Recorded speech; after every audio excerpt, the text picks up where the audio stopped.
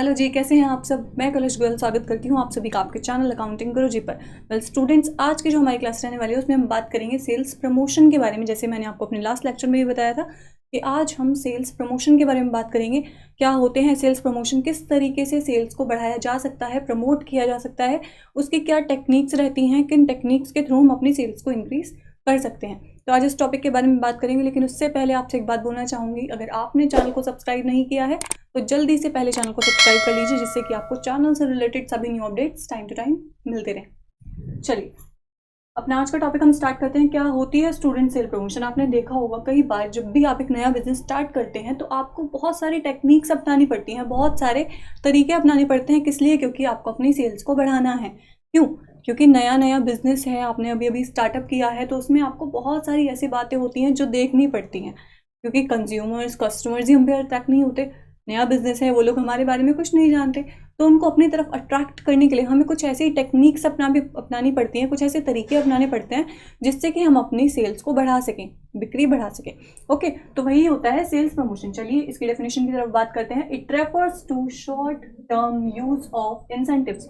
इसको कहा जाता है कि जब हम छोटे समय के लिए कुछ ऐसे इंसेंटिव्स का यूज कर रहे हैं, किस लिए यूज कर रहे हैं, और अदर प्रमोशनल एक्टिविटीज। इंसेंटिव्स हो सकते हैं, किसी भी तरीके की प्रमोशनल एक्टिविटीज हो सकती हैं जो हम हमारे कंज्यूमर्स को या कस्टमर्स को स्टिम्युलेट करने के लिए यूज कर रहे हैं, so that they by the product, जिससे वो हमारे प्रोडक्ट को क्या करें, खरीदें। राइट, वो हमारे प्रोडक्ट को खरीद सकें। इसके लिए जो हम टेक्निक्स अपना रहे हैं वो आती है सेल्स प्रमोशन टेक्निक्स के अंडर में।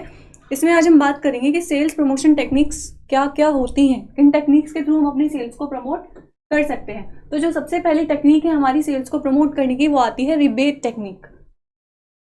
इस टेक्निक में क्या होता है, रिबेट टेक्निक तब अपनाई जाती है जब हमारे पास ओवर स्टॉक हो जाता है, यानी हमारे पास माल बहुत ज़्यादा है और बिक नहीं रहा है मार्केट में, हम उसको सेल आउट नहीं कर पा रहे।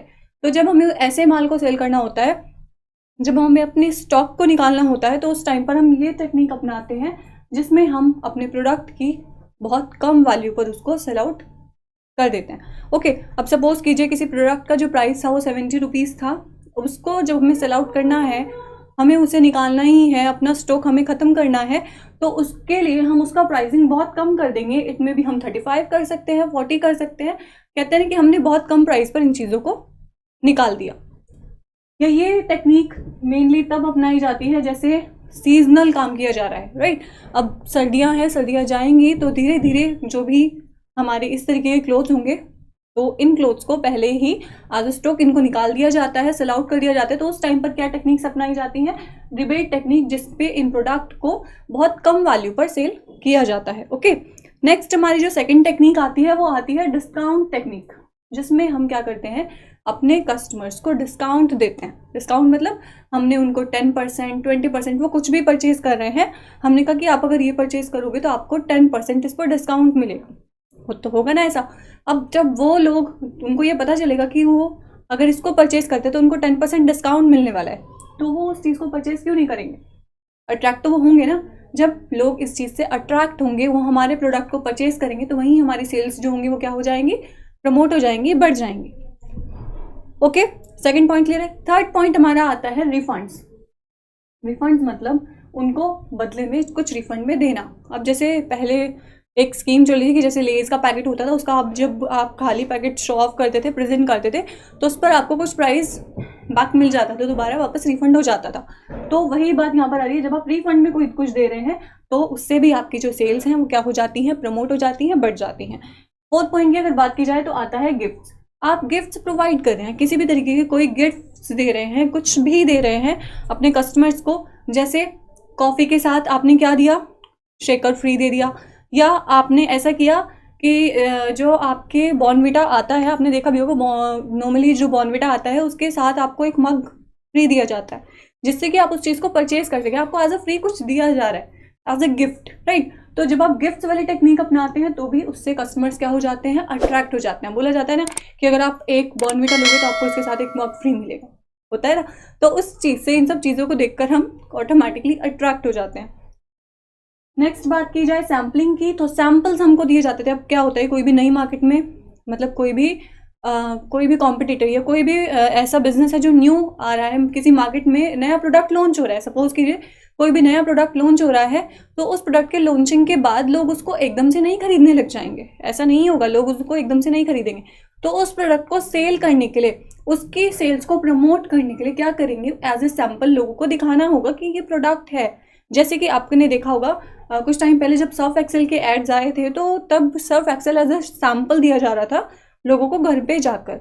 तो उनको बोला जा रहा था कि आप एक बार इसको यूज़ कीजिए, आप देखिए, अगर आपको पसंद आता है तो you can purchase it, right. तो एज ए सैम्पल जब हम कुछ दे रहे हैं जिससे सेल्स प्रमोट हो सके, वो एक टेक्निक है। नेक्स्ट आगे हमारी टेक्निक्स आती हैं क्वांटिटी डील्स। जब हम क्वांटिटी बढ़ा रहे हैं, होता है ना कि 30% एक्स्ट्रा, पैकेट के साइड में ही लिखा होता है 30% एक्स्ट्रा, 40% एक्स्ट्रा, या ऐसा हो सकता है कि by one get one free. तो ये वाली बात अगर यहाँ पर आती है, क्वांटिटी अगर आपको ज़्यादा दी जा रही है तो उससे भी ऑलमोस्ट सेल प्रमोट हो जाती है।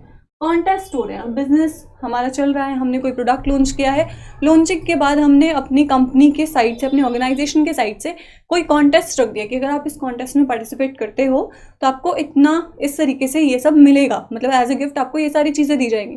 तो जब हम कस्टमर्स को बुलाते हैं अपनी ऑर्गेनाइजेशन के कॉन्टेस्ट से, अपने प्रोग्राम्स में, तो वो लोग खुद ही अट्रैक्ट होते हैं, वो हमारा प्रोडक्ट परचेज करने के लिए खुद ही हमारी साइड खींचेंगे, राइट। तो एक टेक्निक है कॉन्टेस्ट।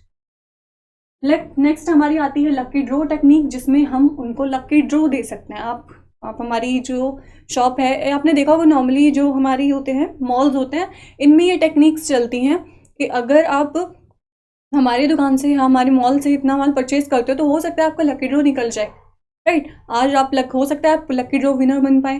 तो एज अ लकी ड्रॉ कोई भी प्राइस निकाल दिया जाता है कि आप अगर इतना परचेज करते हो तो आपको इसके अकॉर्डिंग लकी ड्रॉ मिलेगा। हो सकता है कि आप as a lucky draw, as a winner आप इसमें आ सके। नेक्स्ट बात आती है तो हमारी यूजेबल बेनिफिट्स की आती है, जिसमें हम अपने प्रोडक्ट को सेल करने के बाद किसी भी तरीके को यूजेबल बेनिफिट दे रहे हैं कि हमारे जो लोग हमारा जो प्रोडक्ट परचेज करेंगे, जितना हमारे मॉल से, सपोज कीजिए 50,000 का अगर आप परचेज कर रहे हैं, तो उसके साथ ऐसा बोला जा सकता है अगर आप 50% से एक्सीड ज़्यादा परचेज करेंगे माल, तो आपको क्या मिलेगा, एक हॉलीडे पैकेज मिल जाएगा, या अगर आप 5,000 से ज़्यादा का करेंगे तो आपको इस तरीके के कोई गिफ्ट्स मिल जाएंगे। तो वो बात आती है यहाँ पर, हम कोई यूजेबल बेनिफिट्स दे रहे हैं जो उनके काम आ सके, जो हमारे कस्टमर्स को काम आ सके, जिससे क्या हो जाती हैं, सेल्स प्रमोट हो जाती हैं। नेक्स्ट आता है फुल फाइनेंस। तो इसका मतलब है जब हम उधार माल खरीदते हैं, जब कोई भी कुछ प्रोडक्ट्स ऐसे होते हैं जिन पर क्या करना होता है, कई बार हम क्या करते हैं, जब लोग हमसे परचेज करते हैं तो हम उनसे फाइनेंस के टाइम पे इंटरेस्ट 0% लेते हैं, होता है। तो उससे उनकी सेल्स क्या हो जाती हैं, इंक्रीज हो जाती हैं, प्रमोट हो जाती हैं, उनका कुछ नहीं जा रहा है, बस फर्क सिर्फ इतना पड़ रहा है कि वो इंटरेस्ट नहीं ले रहे हैं, क्योंकि फाइनेंस किया जा रहा है, लेकिन फाइनेंस के बाद वो उस चीज़ के लिए उतना इंटरेस्ट नहीं ले रहे। ओके, तो ये हमारी थी सेल्स प्रमोशन टेक्निक्स, जो कि आपके लिए बहुत बहुत बहुत इंपॉर्टेंट थी। कल हम बात करेंगे पर्सनल सेलिंग के बारे में, then after that we will discuss about personal selling का डिफरेंस क्या होता है एडवर्टाइजिंग और इसके बीच में। ओके, कल मिलते हैं आपसे इसी वक्त, तब तक के लिए शुक्रिया।